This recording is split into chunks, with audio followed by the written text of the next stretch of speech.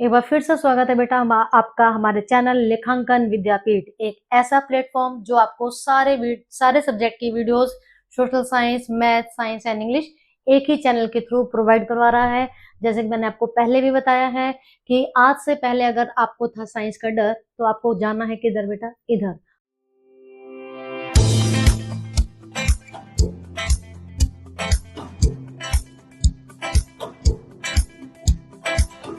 I am Ritu Sharma, having 18 plus years of experience in my teaching field. Let's start the most scoring chapter of physics, force and laws of motion. इससे पहले बेटा हम इस chapter की already आप लोगों को video provide करवा चुके हैं। आई होप आप लोगों ने देख लिया है, और अभी तक अगर आप लोगों ने हमारा चैनल सब्सक्राइब नहीं किया है तो प्लीज सबसे पहले हमारा चैनल सब्सक्राइब कीजिए और उसके बाद वीडियोस को देखना स्टार्ट कीजिए, ताकि आप जल्द से जल्द फिजिक्स के सारे चैप्टर के गो थ्रू पाए। लास्ट वीडियो में बेटा हम लोगों ने क्या किया था? हम लोगों ने पढ़ा था कि Newton's first law. Now we will study about Newton's second law of motion. मैंने आपको पहले भी बताया था, सर इजैक न्यूटन एक ऐसे फिजिसिस्ट जिन्होंने सबसे पहले हमें मोशन के बारे में बताया, और यही ऐसे फिजिसिस्ट थे जिन्होंने मोशन के पीछे क्या कॉज है उसके बारे में हमें बताया। साथ साथ में इन्होंने क्या किया, मोशन को डिस्क्राइब करने के लिए उससे रिलेटेड 3 लॉ ही बना डाले बेटा, जिन लॉज को न्यूटन्स लॉ के नाम से भी जाना जाता है, या फिर इन्हें first law of motion, second law of motion and third law of motion के नाम से भी जाना जाता है। तो जो हमने फर्स्ट लॉ पढ़ा था उसको क्या बोला जाता है कॉमन लैंग्वेज में? Law of inertia. तो कई बार क्या आता है कि डायरेक्ट आपको ये क्वेश्चन ना देकर कि state first law of motion या स्टेट न्यूटन्स लॉ, इस तरह से क्वेश्चन ना देकर क्या क्वेश्चन आ जाएगा? State law of inertia. Why this law is called सो? कि स्टेट करना है हमें कौन सा लॉ बेटा? फर्स्ट वाला लॉ, जिसको क्या बोला जाता है? इनर्शिया का लॉ। ठीक है, चलिए बात करते हैं न्यूटन सेकंड लॉ। इन लॉज में बेटा केवल और केवल ये जो हमारा सेकंड वाला लॉ है ना, ये एक ऐसा लॉ है जिसका मैथमेटिकल डेरिवेशन भी आ सकता है आप लोगों को एग्जाम में करने के लिए, प्लस इससे रिलेटेड न्यूमेरिकल्स आते हैं। सिर्फ इस चैप्टर में 2 ही टॉपिक है, मोमेंटम एंड सेकंड लॉ, जिससे रिलेटेड न्यूमेरिकल्स है। बाकी चैप्टर जो है हमारा थ्योरेटिकल है, तो इजी है ना। तो चलिए समझते हैं सेकंड लॉ। पहले हम ये समझते हैं कि सेकंड लॉ एक्चुअल में कहना क्या चाह रहा है। सेकंड लॉ कहना चाह रहा है बेटा हमारा कि the rate of change of momentum of an object is directly proportional to applied unbalanced force and takes place in the direction of force। तो सबसे पहले तो अब हमें क्या जानना पड़ेगा बेटा? पहले हमें ये जानना पड़ेगा कि भाई हमारा मोमेंटम होता क्या चीज है, क्योंकि हम यहाँ पर पढ़ रहे हैं कि मोमेंटम के बारे में जिक्र हो रहा है। तो मोमेंटम क्या चीज है? एक फिजिकल टर्म है बेटा जिसका नाम है मोमेंटम। तो ये जो मोमेंटम है ये है क्या चीज? Momentum of an object is equal to mass into velocity. ये है हमारा मोमेंटम, कि the product of mass and velocity of a moving object is known as momentum. अब इस मोमेंटम को आप देखो, समझो कि कैसे समझेंगे। मैं एक एग्जांपल देती हूँ आपको। आप सभी बच्चों ने टेबल टेनिस का गेम खेला होगा, अदरवाइज देखा होगा। ठीक है, जो टेबल टेनिस का गेम होता है बेटा, उसमें 2 प्लेयर होते हैं। तो उसकी जो बॉल देखी आपने, वो थोड़ी छोटी सी बॉल होती है। बाई चांस अगर एक प्लेयर ने बॉल को अपना वो जो टेबल टेनिस का हमारा बैट है उससे स्ट्राइक किया, सामने वो जो बॉल है सामने वाले प्लेयर को अगर मान लो शोल्डर पर या यहाँ आगे चेस्ट पर, फेस पर, कहीं पर भी लग जाती है, तो क्या होता है? बहुत ज्यादा इंजरी नहीं होती। ठीक है, थोड़ा सा भाई लगा है, हल्का सा मुझे लगा कि हाँ भाई मुझे बॉल ने हिट किया, बट वहां से कोई ऐसी इंजरी नहीं है जी शोल्डर टूट गया उस प्लेयर का या क्या हो गया, ऐसा कोई मेजर इंजरी नहीं हुई। बट अब अगर हम ऐसा ही एक केस क्रिकेट के प्लेग्राउंड में देखें कि जो ऑडियंस बैठी हुई है वहां पर बाई चांस अगर कि बैट्समैन ने स्ट्राइक किया अपना बॉल को, ठीक है, तो क्या हुआ? मान लो कि वो बॉल जो है किसी आदमी को जाकर लग जाती है जो वहां पर स्पेक्टेटर या फिर ऑडियंस बैठी हुई है, ऑब्वियस सी बात है क्या होगा? उसको बहुत ज्यादा इंजरी होगी। क्या चीज ज्यादा थी? ये जो मेरी क्रिकेट की बॉल है, तो क्या हुआ बेटा, हमने क्या देखा? एक था हमारे पास केस की टेबल टेनिस की बॉल और एक थी हमारे पास क्रिकेट की बॉल। हम क्या देख रहे हैं? टेबल टेनिस की बॉल का एक तो मास कम था क्रिकेट की बॉल के कंपैरेटिवली। सेकेंडली इसकी वेलोसिटी जो है वो भी इस वाली बॉल की वेलोसिटी से कहीं ज्यादा थी। तो क्या हुआ, जब मास एंड वेलोसिटी दोनों मिलकर एक साथ ये दोनों बढ़ गए तो क्या हुआ, इम्पैक्ट ज्यादा देखने के लिए मिला। तो इन दोनों का जो प्रोडक्ट है ना बेटा, उसी को एक नई फिजिकल टर्म जिसका नाम है मोमेंटम, वो दे दिया गया। क्लियर, आई होप आपको समझ में आ गया होगा। एक दूसरा बता देती हूँ कि सपोज कोई हमारे रोड साइड ट्रक खड़ा हुआ है, ठीक है, अभी ट्रक जो है रुका हुआ है।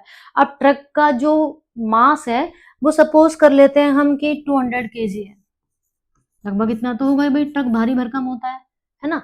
अब वो जो 200 किलो का ट्रक खड़ा हुआ है, लेकिन क्या है, अभी उसकी वेलोसिटी 0 है। तो हम जो है उसके पास से निकल रहे हैं, लेकिन मुझे बिल्कुल भी अपने माइंड को वो करने की जरूरत नहीं है कि यार मेरा ट्रक खड़ा हुआ, कहीं ट्रक मेरे ऊपर न लग जाए, क्योंकि ट्रक जो है वो क्या है, रेस्ट पोजीशन पे है। बेशक से उसका मास जो है वो 200 केजी है। क्लियर। तो लेकिन अब यही वाला ट्रक मिनिमम से मिनिमम स्पीड, सपोज अगर ये 5 मीटर पर सेकंड की स्पीड से चल रहा है बेटा, तो मुझे इस ट्रक के पास से बहुत ही केयरफुली निकलना पड़ेगा, क्योंकि ये 5 मीटर पर सेकंड इतनी माइनर सी स्पीड से भी अगर ट्रक चल रहा है तो ये एक इंसान की डेथ का कॉज हो सकता है।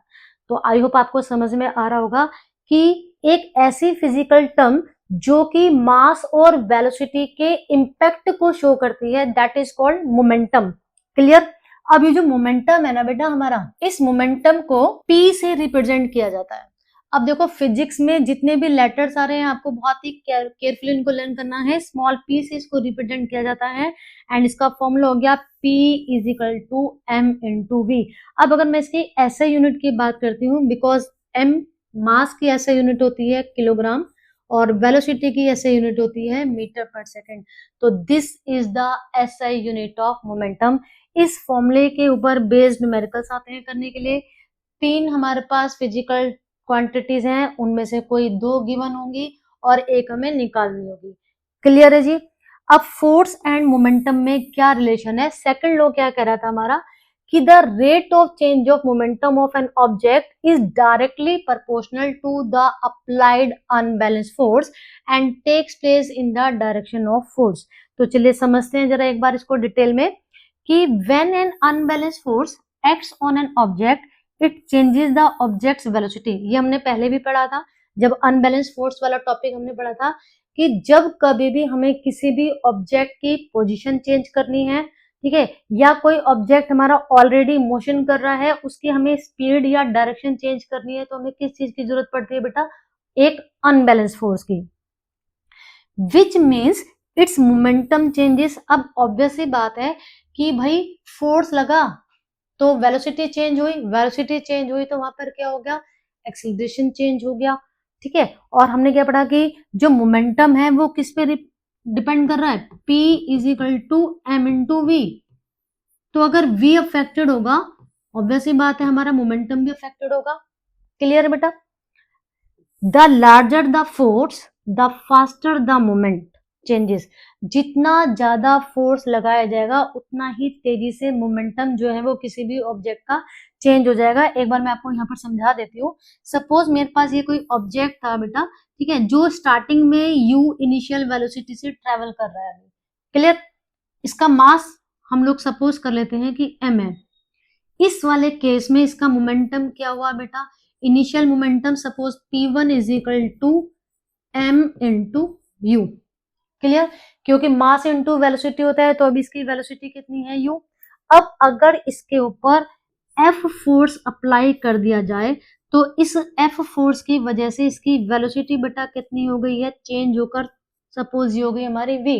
क्लियर, मास में तो कोई चेंज नहीं आएगा फोर्स लगाने से, तो अब इसका मोमेंटम कितना हो गया मेरा। क्लियर। अब अगर मैं आपसे पूछूं कि चेंज इन मोमेंटम क्या हुआ बेटा, तो change in momentum is equivalent momentum is equal to p2 minus p1। I hope आपको इतना समझ में आ गया है।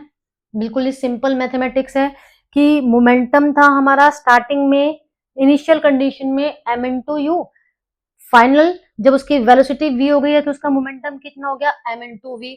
अब अगर मैंने ये पूछा है कि चेंज इन मोमेंटम निकालना है, तो ऑब्वियस सी बात है P is equal to P2 minus P1। I hope इतना समझ में आ गया। अब मुझे यहाँ पर क्या बात की है कि the rate of change in momentum. अब इस रेट का क्या मतलब है? रेट का मतलब होता है कि ये जो मोमेंटम में चेंज आया है ये कितने टाइम में आया है। तो क्या हो गया जी, P2 minus P1 upon T। This is P2 minus P1 upon T is equal to the rate of change in momentum. ये किसकी वजह से आ रहा था जी? फोर्स की वजह से। जब तक एक फोर्स अप्लाई नहीं कर रहे थे तब तक ये नहीं आ रहा, ठीक है। If the force acts for a longer time the change in momentum is greater. अब अगर फोर्स, ये तो समझ में आ चुका कि फोर्स लगाने से मोमेंटम में चेंज आ जाएगा, लेकिन ये फोर्स कितने टाइम तक लग रहा है ये भी मोमेंटम को अफेक्ट करेगा। कि फोर्स ज्यादा टाइम तक अगर अप्लाई कर रहे हैं तो ऑब्वियस सी बात है मोमेंटम में चेंज ज्यादा आएगा। तो एक और आपको डे टू डे लाइफ के एग्जांपल से समझाती हूँ। सम टाइम आप लोगों ने देखा है बेटा कि सपोज ये कोई कार है, ठीक है, जिसकी बैटरी जो है वो अभी थोड़ी डेड है, ठीक है जी। अब यहाँ पर क्या है, इसको धक्का मार के हमें इतना फोर्स लगाना है कि एटलीस्ट इसका जो इंजन है वो स्टार्ट हो जाए। तो अब देखो कि एक कंडीशन तो मेरे पास ये है कि 2-4 लोग आए, ठीक है जी, और बस आए और इसको धक्का मारा और चले गए। एक कंडीशन ये है। दूसरी कंडीशन है कि अब यही कार है मेरी, ठीक है, लेकिन अब इसमें मान लो जी केवल एक ही इंसान है, लेकिन वो क्या कर रहा है, लगातार उसको धक्का मार रहा है। तो किस केस में ज्यादा पॉसिबिलिटी है कि हमारी जो कार का इंजन है वो स्टार्ट हो जाए? इसको मिनिमम इतना फोर्स चाहिए कि स्पीड जो है इसकी 1 मीटर पर सेकंड हो जाए, सिर्फ इतना फोर्स चाहिए। तो इस वाले केस में क्या पढ़ा है, slow and study wins the race. क्योंकि यहाँ पर हमने क्या पढ़ा कि जो फोर्स है वो मोमेंटम के लिए रिस्पॉन्सिबल तो है ही, मोमेंटम में चेंज के लिए, बट कितने टाइम तक लग रहा है। यहाँ पर जो फोर्स था उसका टाइम बहुत ही कम है, वो आए 4-5 लोग धक्का मारा चले गए। इसके बजाय केवल 1 या 2 इंसान अगर आते हैं, मुझे 6 इंसानों की जरूरत नहीं है कि 6 आए और एक बार धक्का मार के चले गए, 2 इंसान ही केवल काफी हैं, एक ही साइड से और एक ही साइड से, और वो लगातार कुछ टाइम तक अगर धक्का दे रहे हैं तो मोमेंटम में जो चेंज होगा वो ज्यादा होगा। तो ये सारी चीजें हमने प्रैक्टिकल लाइफ में देख रखे हैं। मोमेंटम एक ऐसा टॉपिक है जो हमारे डे टू डे लाइफ से रिलेटेड है। अब बात करते हैं कि ये क्लियर हो चुका है कि जो फोर्स है, इस फोर्स की वजह से क्या होता है, इस फोर्स की वजह से मोमेंटम में चेंज आता है, और the rate of change in momentum भी किसकी वजह से हो रहा है, एक फोर्स की वजह से। It means force directly proportional to change in momentum upon time. Clear? अभी हम ये फॉर्मूला कैसा आया मैं अभी अब आपको निकाल कर बताऊंगी। आई होप आपको इतना समझ में आ गया है। चलिए नेक्स्ट करते हैं। पहले मोमेंटम से रिलेटेड हम कुछ डे टू डे लाइफ के एग्जांपल्स पढ़ लेते हैं, फिर मैं आपको बताऊंगी कि F is equal to m into a वाला जो कॉन्सेप्ट है वो कहाँ से निकल कर आया। देखो बेटा, ये जो है एक ऐसा एक्सपीरियंस है, आई होप आपकी उम्र के हर बच्चे ने ये एक्सपीरियंस किया है। क्या? कि जब आप लोग क्रिकेट का मैच देखते हो या खुद से खेला भी होगा, है ना, तो catching the cricket ball a fielder pulls his hand backward while catching. आपने देखा है कि जो बैट्समैन है उसने बैट से स्ट्राइक किया बॉल को, ठीक है, और जो फील्डर होते हैं वो बॉल को कैच करने के लिए बेटा क्या करते हैं, वो अपना हाथ ऐसे आगे कर लेते हैं और अपना हाथ ऐसे करके ऐसे पीछे की तरफ लेकर जाते हैं। देखा होगा ना आपने। Some time, most of the time तो उनका यही होता है कि अगर ऊपर से बॉल आ रही है तो ऊपर से वो क्या करते हैं, ऐसे किया और ऐसे करके उसको कैच कर लेते हैं। वो अपने हाथ को बैकवर्ड पोजीशन में क्यों लेकर जाते हैं, इसके पीछे एक फिजिकल कॉज है। This increases the time taken to stop the ball. अगर उन्होंने तेजी से जो बॉल आ रही है, क्योंकि उसकी वेलोसिटी कितनी है, बहुत ज्यादा है उस बॉल की, आप लोगों की टीवी स्क्रीन के ऊपर मेंशन होता रहता है बॉल की स्पीड, की बॉलर ने किस स्पीड से उसको फेंका, है ना। तो इतनी तेजी से जो बॉल आ रही थी, अगर आउट ऑफ सडन ऐसे हाथ लगाकर मैंने कैच किया, फील्डर ने कैच किया, आउट ऑफ सडन जब उसकी वेलोसिटी 0 हो गई तो क्या होगा, कोई भी चीज जब अचानक से उसकी वेलोसिटी कहाँ तो थी जी 150 किलोमीटर पर आवर की स्पीड से आ रही है और तुरंत ही जीरो हो गई, तो उसका इम्पैक्ट कितना ज्यादा होगा, क्योंकि उसका मोमेंटम एकदम से जीरो हो गया। क्योंकि अगर velocity zero m into v तो मोमेंटम भी जीरो हो जाएगा। तो क्या होगा, वो जो फील्डर है बेटा उसके पाम को ये इंजर्ड कर सकता है। तो बेशक से वहां पर उन लोगों ने फिजिक्स वाला कॉन्सेप्ट, उन्होंने कभी सोचा भी नहीं होगा यार मैं जो ये वाली प्रैक्टिस कर रहा हूँ इसके पीछे फिजिक्स है, लेकिन वहां पर फिजिक्स थी। क्योंकि क्या हुआ, तो यहाँ पर ऐसा क्यों किया बेटा इस फील्डर ने, वो अपना हाथ पीछे क्यों लेकर गया, इसका कॉज ये गिव रीजन में क्वेश्चन आता है। बहुत इंपॉर्टेंट टॉपिक है, तो आपको अच्छे से प्रिपेयर करना है। यहाँ पर देखो लिखा हुआ भी already, everyday examples. This increase the time taken to stop the ball, hence the rate of change of momentum decreases, जिसकी वजह से जो rate of change in momentum था वो भी हमारा कम हो गया। सो कुल मिला के कंक्लूजन है ये, less force is required and it does not hurt much. आप कभी भी एक्सपीरियंस कर कर देख सकते हो, क्योंकि फिजिक्स क्या कहती है बेटा, फिजिक्स कहती है कि हम जितना ज्यादा प्रैक्टिकली किसी चीज को समझेंगे ना, उतना ही ज्यादा हम अच्छे से उस कॉन्सेप्ट को लर्न करेंगे। और जैसे कि आप लोगों को ये बात मालूम भी है कि अभी तो सीबीएसई ने क्या कर दिया, कॉम्पिटेंसी बेस्ड क्वेश्चंस की नंबरिंग जो है वो बढ़ा दी है। 10th क्लास में 50% आना है, तो आपको भी 9th क्लास में उसी के अकॉर्डिंग अपने आप को प्रिपेयर करना है, ताकि आपको बोर्ड के एग्जाम्स में कोई दिक्कत ना हो। अब यहाँ पर क्या था, अगर तेजी से बॉल आ रही है और अचानक से आपने अपना हाथ आगे कर दिया, तो आपके हाथ में इंजरी हो सकती है। जबकि आप हाथ ऐसे जब पीछे लेकर जाकर उस बॉल को कैच करते हैं, तो इंजरी जो है वो नाम मात्र के बराबर होती है। चलिए सेकंड एग्जाम्पल अब देखते हैं। सेकंड एग्जाम्पल है बेटा हमारा कि high jump landing on sand और कुशन। आप लोगों ने हाई जंप गेम देखे होंगे या खेले भी होंगे, तो उसमें हम लोग क्या देखते हैं कि जिस साइड उस प्लेयर को जंप करके जाना है वहां पर कुशन बिछाए हुए होते हैं या फिर सैंड होती है। अब ऐसा क्यों जी, बहुत सारे बच्चे क्या बोलेंगे कि मैडम वहां पर भाई फर्श पे गिरेगा तो चोट लग जाएगी। ठीक है, वो तो हुआ हमारा एक कॉमन कॉन्सेप्ट, लेकिन मैं अगर इसको मोमेंटम से बेटा रिलेट करूं, तो वहां पर हम समझ लेंगे कि वहां पर सैंड या कुशन जो है वो क्यों बिछाए जाते हैं। एक तो आपने क्या देखा कि जो हाई जंप करने वाला प्लेयर है, ऐसा नहीं है मैं यहाँ खड़ी हूँ, यहाँ खड़ी खड़ी मैं हाई जंप कर दूंगी, पीछे से दौड़कर आता है वो, ठीक है, और तब वो आउट ऑफ सडन जो है वो हाई जंप करता है। कुशन और sand increases the time of impact, क्योंकि जब वो हाई जंप करके प्लेयर नीचे जाएगा, तो जो सैंड या कुशन है वो धीरे धीरे वो डायरेक्ट फर्श के उसमें आएगा। तो क्या हुआ, उसकी स्पीड जो इतनी तेजी से वो पहले दौड़ कर आया फिर कूदा, तो उसकी स्पीड को कम होने के लिए, मोमेंटम में चेंज आने के लिए क्या मिल गया, टाइम मिल गया। हमें हमेशा क्या करना है, मोमेंटम में जो चेंज लाना है वो धीरे धीरे आना चाहिए। अगर आउट ऑफ सडन मोमेंटम में चेंज आ जाएगा तो वो हम लोगों के लिए हार्मफुल हो सकता है। Therefore force experience by the athlete is reduce. Otherwise जितनी तेजी से वो आया और वहां पर कुशन या सैंड नहीं है, तो उसको बहुत ही ज्यादा इंजरी हो सकती है। चलिए अब एक और देख लेते हैं जी। तीनों ही केस ऐसे हैं जिनसे रिलेटेड क्वेश्चंस जो हैं वो पेपर में पूछे ही जाते हैं। कराटे ब्रेकिंग आइस, आप लोगों ने देखा है फर्स्ट चैप्टर में भी आपको ये क्वेश्चन था बेटा वहां पर, लेकिन वहां पर हमने मैटर की स्टेट से रिलेट करके क्वेश्चन दिया था कि जो कराटे एक्सपर्ट होते हैं वो क्या करते हैं, आइस स्लैब को एक ही उसमें क्रैक कर देते हैं, है ना।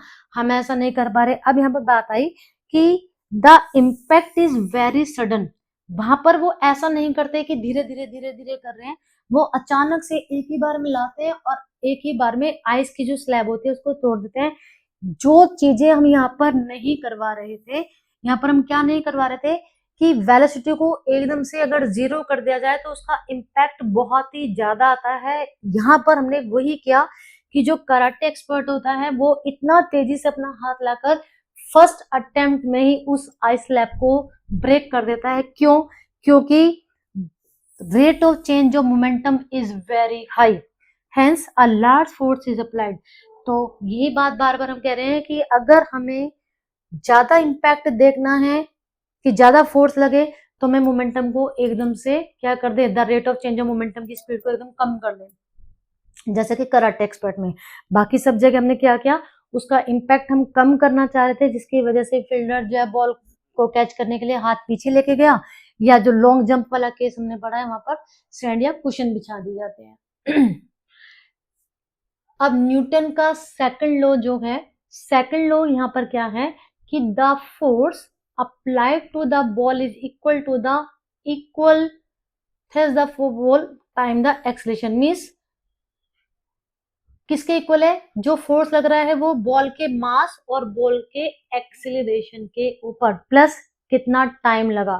तो यहाँ पर दो तीन चीजें जो हैं, अब जो सेकंड लॉ है वो हमें क्या बताने की कोशिश कर रहा है कि Newton second law tells us how much force is need to move और स्टॉप एन ऑब्जेक्ट। हम लोगों ने फर्स्ट वाले लॉ में पढ़ा था कि कोई भी ऑब्जेक्ट अपनी पोजीशन में कब तक चेंज नहीं करेगा जब तक उसके ऊपर एक अनबैलेंस फोर्स काम ना करे, और ऑब्जेक्ट की उस टेंडेंसी का नाम था इनर्शिया। अब सेकंड लॉ में हम ये पढ़ रहे हैं कि फोर्स तो चाहिए, ये बात तो ठीक है, लेकिन कितना फोर्स चाहिए भाई, उस फोर्स को कैलकुलेट करना, हाउ मच फोर्स, ये हमने सेकंड लॉ में पढ़ा। द हैवियर द ऑब्जेक्ट और the faster it is moving the more force is required, कि because momentum p is equal to m into v, ठीक है, और the change of the rate of change in momentum is equivalent to force. तो जितना ज्यादा मास और जितनी ज्यादा वेलोसिटी होगी उतना ही ज्यादा फोर्स लगेगा। अब इन्होंने वही चीज समझाने की कोशिश की है जो मैं आपको समझा रही थी। तो ये सारे स्टेप्स हम समझ चुके थे कि मेरे पास कोई ऑब्जेक्ट था जिसका मास था m और जो इनिशियल वेलोसिटी u से ट्रेवल कर रहा था, उसके ऊपर एक F फोर्स लगाया गया। इनिशियल वेलोसिटी थी u, इसके ऊपर F फोर्स लगाया गया जिसकी वजह से अब इसकी वेलोसिटी हो गई थी हमारी v। तो इनिशियल कंडीशन में मोमेंटम था p1, suppose this is equation 1। जब वेलोसिटी उसकी v हो गई तो मोमेंटम हो गया p2, चेंज इन मोमेंटम हो गया p2 minus p1 is equal to mv minus mu। आई होप इतना समझ में आ रहा है आपको। अब देखो यहाँ पर mv minus mu, because m को मैं बाहर कॉमन ले सकती हूँ, तो ये मेरे पास क्या बन गया बेटा, ठीक है। अब हमने क्या पढ़ा कि अगर मुझे rate of change of momentum निकालनी है तो ऑब्वियस सी बात है change in momentum upon time, तो ये कर दिया। अब आप देखोगे कि ये वाला जो है मेरे पास formula v minus u upon t, हम लोगों ने जब मोशन की इक्वेशंस पढ़ी थी तो जो मेरी फर्स्ट इक्वेशन थी बेटा वो क्या थी कि a is equal to v minus u upon t. तो वहां से मैंने अब इस वाली वैल्यू की जगह मैं वही पुट करूंगी आगे, change in momentum upon time. ये किसके इक्विवेलेंट है, बिकॉज अभी हमने पढ़ा कि force is directly proportional to the rate of change in momentum, so this is force. ये प्रोपोर्शनलिटी का साइन लगा दिया हमने, ठीक है। तो अब अगर मैं इस वाली वैल्यू की जगह ये a की वैल्यू पुट कर देती हूँ तो मेरे पास क्या फॉर्मूला निकल कर आया, मेरे पास फॉर्मूला निकल कर आया F directly proportional to m into a। Now हमें न्यूमेरिकल सॉल्व करने हैं तो ये प्रोपोर्शनलिटी का साइन हटाना है, ऑब्वियस सी बात है। तो प्रोपोर्शनलिटी का साइन हटाया तो इसकी जगह क्या निकल कर आ गया बेटा मेरे पास, F फिजिकल टू एक हमने कांस्टेंट लगा दिया k into m into a। Here k is a constant, और ये जितने भी डेरिवेशंस आप लोग फिजिक्स में पढ़ोगे जहां पर भी कांस्टेंट के लिए कोई भी लेटर यूज हो रहा है, ठीक है, कांस्टेंट का मतलब उनकी वैल्यू फिक्स्ड है। अब अगर k की वैल्यू हम लोग मान लें कि 1 है तो मेरे पास फाइनल फॉर्मूला क्या बन जाता है, F is equal to m into a।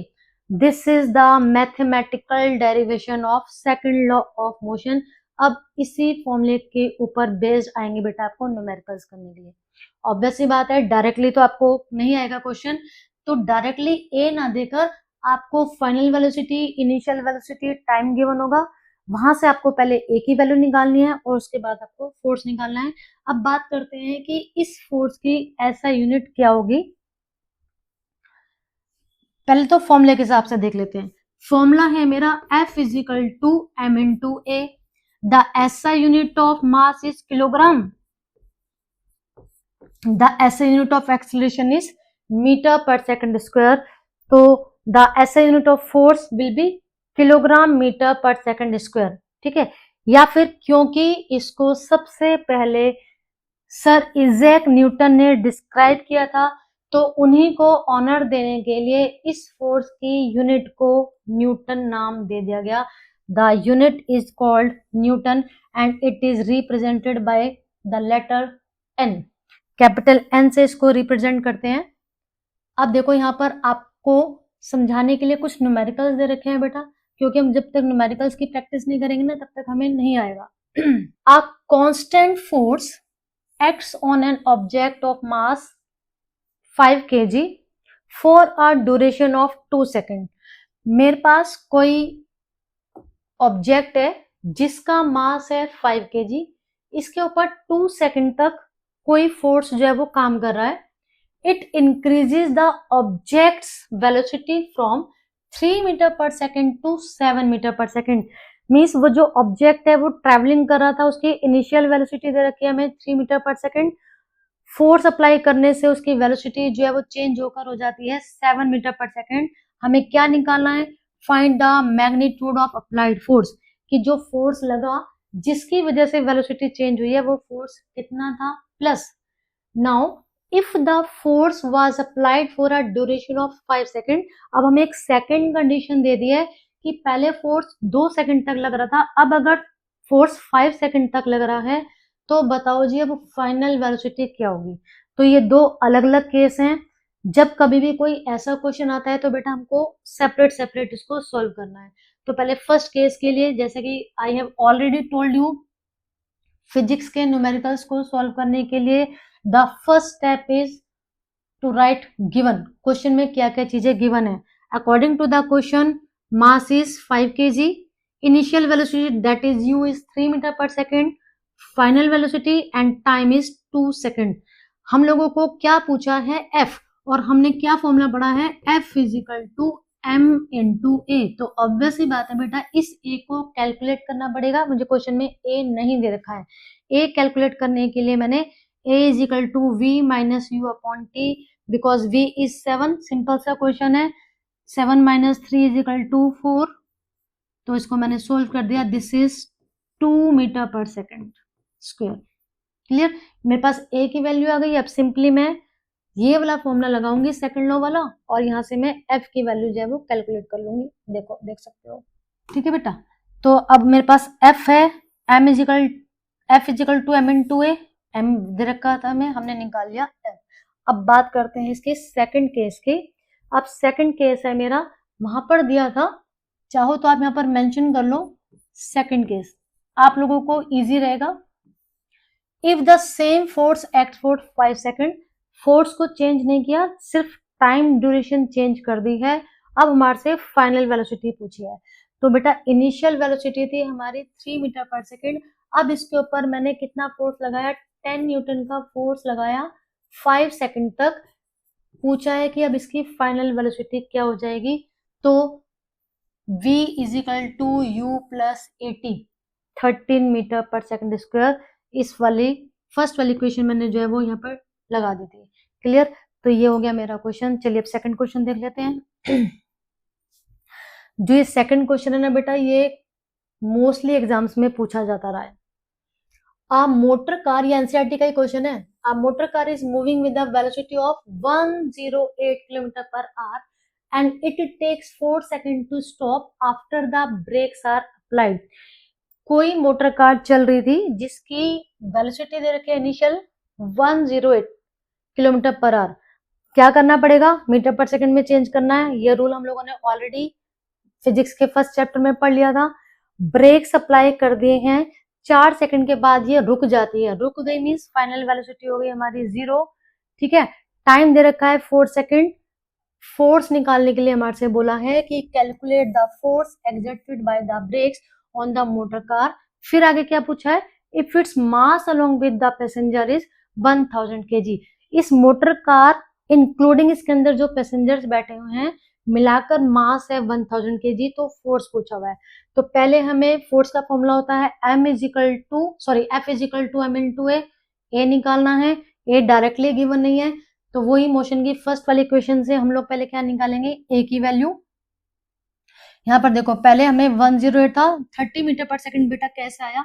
108 multiply by 5 by 18, 2 के टेबल से कट कर देते हैं,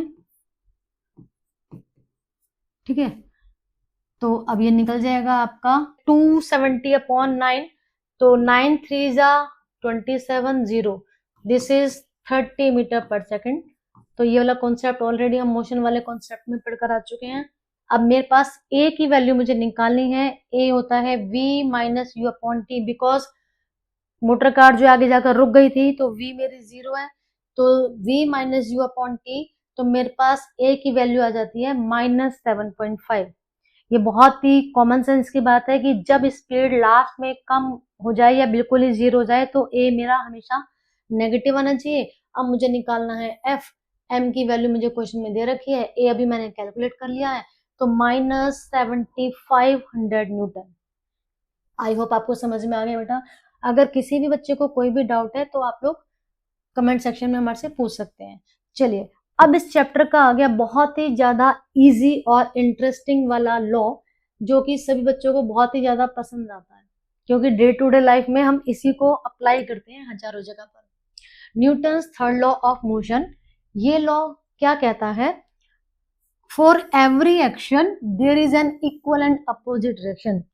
न्यूटन के थर्ड लॉ के अकॉर्डिंग किसी भी एक्शन का कोई ना कोई रिएक्शन जरूर होगा। तो यहाँ पर वो जो गांधी जी ने हमें अहिंसा वाला पार्ट पढ़ाया था ना बेटा, कि अगर किसी ने एक चाटा मारा आपके गाल पे तो आप दूसरा गाल आगे कर दो, ये वाला रूल उसको फॉलो नहीं कर रहा है। तो अब हमें गांधी जी के अगेंस्ट नहीं जाना है, सिर्फ मैं इस रूल की बात कर रही हूँ कि अकॉर्डिंग टू साइंस अगर कहीं पर कोई एक्शन है तो उसका रिएक्शन जरूर होगा, है ना।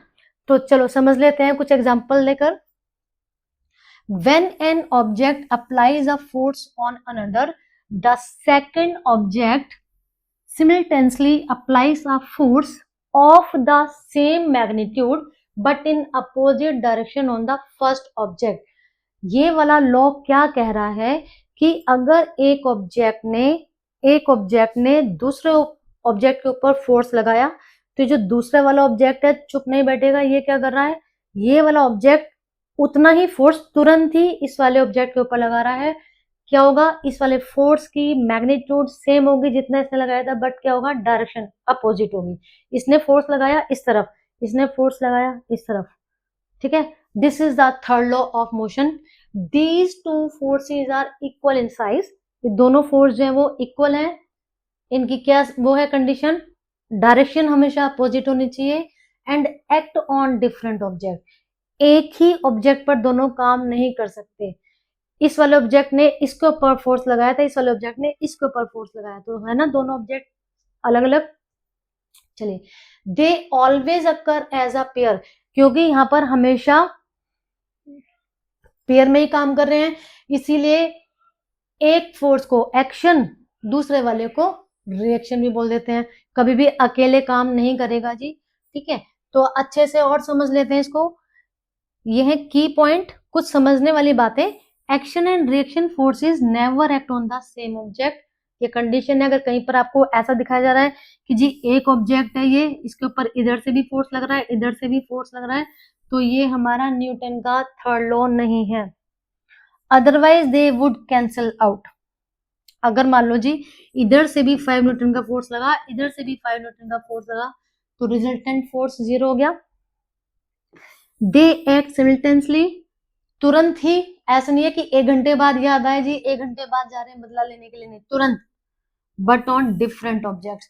तो ये कुछ कंडीशंस थी हमारे थर्ड लॉ के लिए। अब न्यूटन का जो थर्ड लॉ है इससे रिलेटेड कुछ एग्जाम्पल्स हैं हमारे एनसीईआरटी की बुक में भी गिवन है और डे टू डे लाइफ में भी बहुत सारे एग्जाम्पल्स हैं, तो चलिए समझ लेते हैं। पहला है फायरिंग अ गन। जब कभी भी कोई हंटर या फिर आप लोगों ने जब कभी, जैसे आप किसी फेयर वगैरह में जाते हो तो वहां पर बलून शूट करने वाला गेम होता है ना, वहां पर हमें मिलते हैं कि 50 रुपीज में 3 चांसेस मिल रहे हैं कि how much balloon will you shot, ठीक है।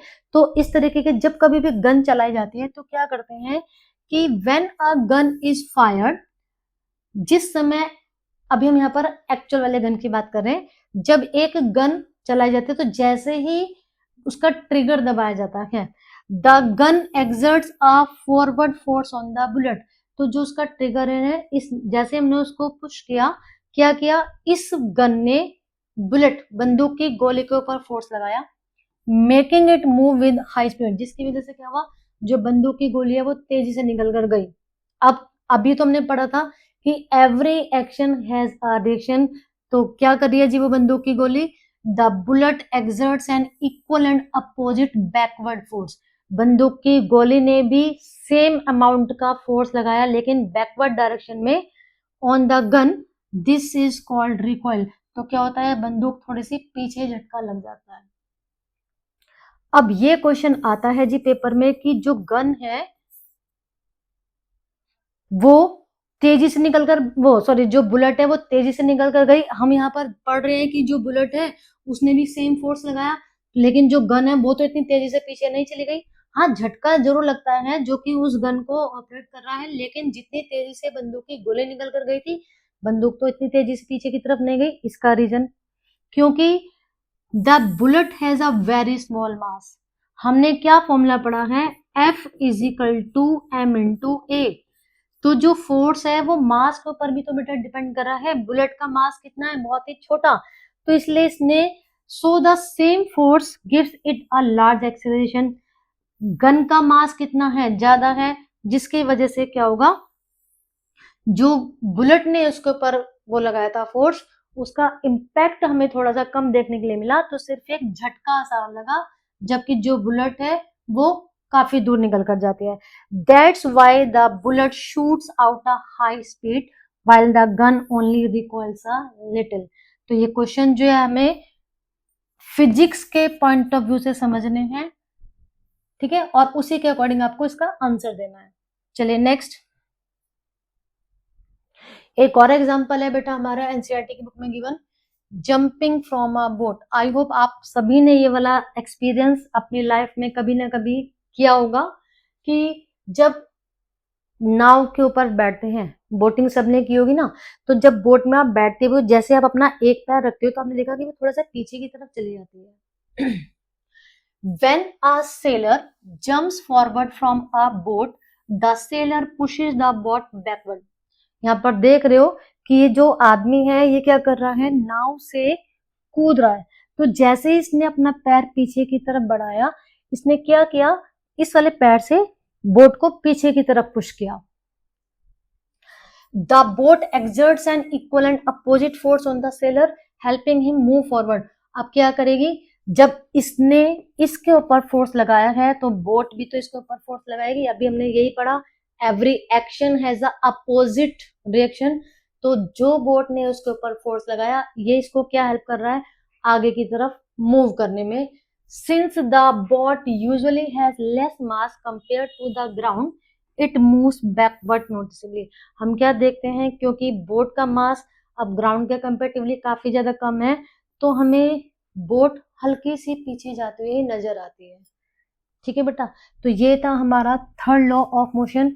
आप, आई होप आपको समझ में आ गया होगा। मैं एक बार दोबारा से बता रही हूँ, first and third law only theoretical based, जो सेकंड लॉ है हमारा, उस सेकंड लॉ में हमें न्यूमेरिकल, उसका मैथमेटिकल डेरिवेशन आ जाता है बेटा करने के लिए, और प्लस उसी में हमें इंक्लूड है मोमेंटम वाला कॉन्सेप्ट। तो आई होप आपको समझ में आ गया होगा। अब आपके लिए क्या होमवर्क है कि आपको एक तो चैप्टर को अच्छे से रीड आउट करना है, न्यूमेरिकल्स की प्रैक्टिस करनी है, साथ साथ में क्या करना है, हमारे चैनल को सब्सक्राइब करना है, वीडियो को लाइक एंड शेयर करना है बेटा। तो मिलते हैं हम लोग नेक्स्ट वीडियो में, तब तक के लिए टेक केयर।